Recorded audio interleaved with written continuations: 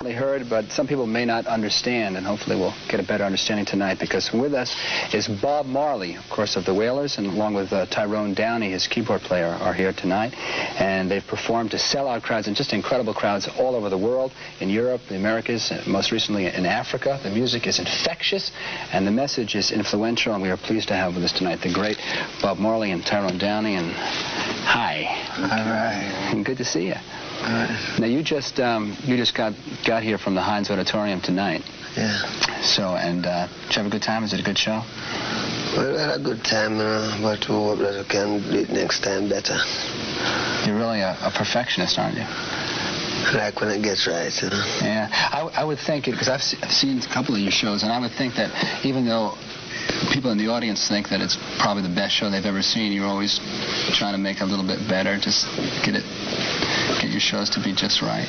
Yeah, we have to try, you know, because when it's right, it's nice. How do you know when it's right? What makes it just right? When it's right, everything makes it right. People right, we right, music right, vibes right, everything right. You just sort of feel it? Yeah, you feel it right. Now, you're in the middle of a rather large tour right now, aren't you? I mean, you opened up in New York City and... No, this is the first. We'll open up here. Oh, so this is the second leg of the tour? Or This is the first leg.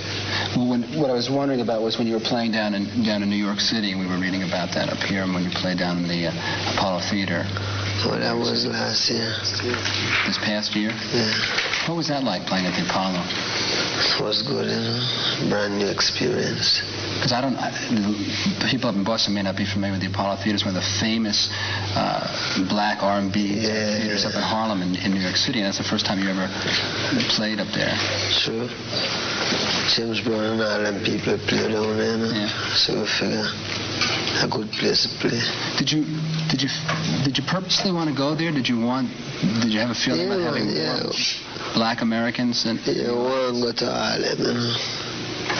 It's a good feeling. It's like going to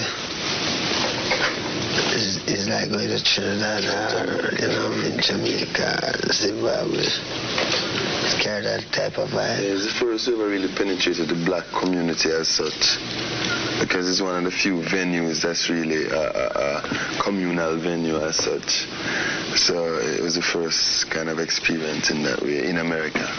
Did you compare it to playing in Zimbabwe? And I know that you played in Zimbabwe on their Independence Day, and at your own expense went over there. That must have been a pretty special day. Yeah, it was, you know, I mean, one of the best things we could have ever do. I was invited by one of the people in Moose government. Uh-huh. We went down there to the show for them, you know. It was great. What was that like? I mean, there were enormous, 30,000 people saw you at one time? Yeah, the stadium was full of people, you know, from all different places in Africa. Because what happened to that crowd was an invited crowd, you know. Mm-hmm. So everyone was like guests. So it was like a free concert? Yeah, it was free. Did it feel like a dream come true to you to go to Africa to play on an independence on the day that a nation became independent? Was there something real special about that for you? There must have been. Yeah, the strength. Uh-huh. The strength, really. People really acknowledge the truth, and you know, so we defend the truth, and so we can come help. Did you play in the Apollo Theater after you played in Zimbabwe? Is that part of what? No, the Apollo Theater was before I played Zimbabwe. You played in the Apollo first? Yeah. Did you find now that as you're touring America now that you see more black faces in the audience, that your things have changed for you in terms of the people that you're reaching, in terms of the message of well, we're interested to reach people, you know, a lot of people, all people, you know. So we know that black people in America must get the message too.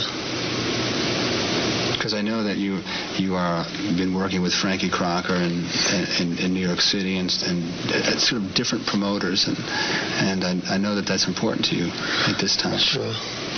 to get that kind of feel? Because you spoke about that, Tyrone, about the feeling in the Apollo Theater, that it was sort of a different kind of feeling than some of the other gigs that you've played. Tyrone. Me? You. Well, the Apollo Theater, well, it wasn't really that different. Well, in the old days of the Apollo, right, it must have been like much more intense, you know. Then it wasn't really like an Apollo gig as such. It was a Bob Marley gig in New York with everybody coming to the Apollo, if you understand what I mean. Everybody coming up to Harlem.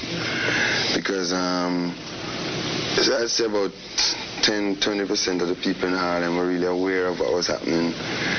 And they were really curious. A lot of people were inquiring. A lot of people were saying, hey, what's this and what's that? And Bob Marley, reggae, yeah.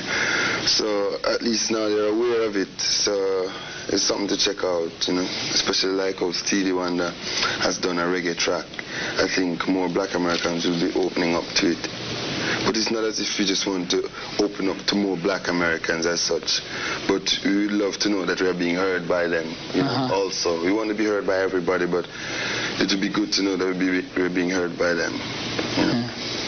We have we have a clip of you performing that we want to show right now.